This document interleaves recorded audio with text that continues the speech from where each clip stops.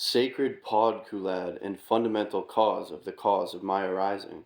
Since the solemnity which has just taken place, when your sacred essence became coated with a corresponding visible exterior, and when thereby the whole of its significance, which cannot be perceived nor understood by all three brain beings, became clear and even sensible to me, as well as to every other cosmic unit, save yourself, every word spoken by you and every counsel of yours is taken by me as law. I must therefore strive with the whole of my presence to carry out the suggestion you have just made to me, and try as well and as briefly as possible to formulate my question. Sacred podculad and cause of the cause of my arising, in order that the convictions formed in me during this time, owing to your explanation of the abnormalities proceeding on the earth, may become definitely crystallized in me, I still wish very much to have this time your personal and frank opinion as to the following. How you would reply if, let us suppose, our all-embracing Creator Endlessness himself were to summon you before him and ask you this: Beelzebub,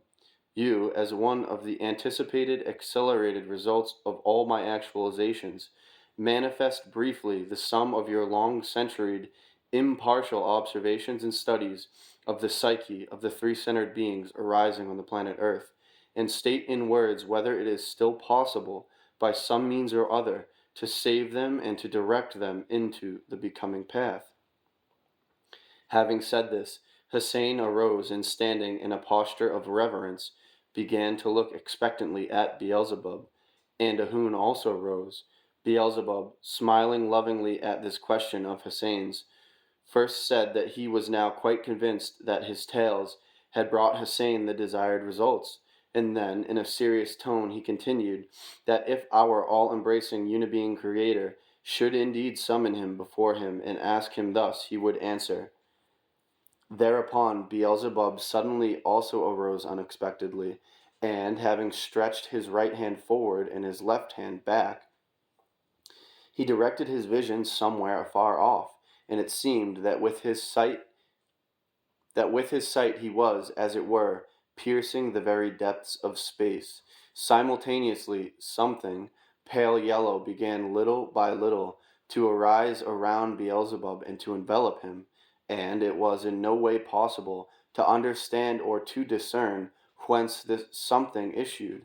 whether it issued from Beelzebub himself, or proceeded to him from space, from sources outside of him. Finding himself in these cosmic actualizations incomprehensible for all three-brained beings, Beelzebub, in a loud voice, unusual for him, very penetratingly intoned the following words: Thou all in the allness of my wholeness.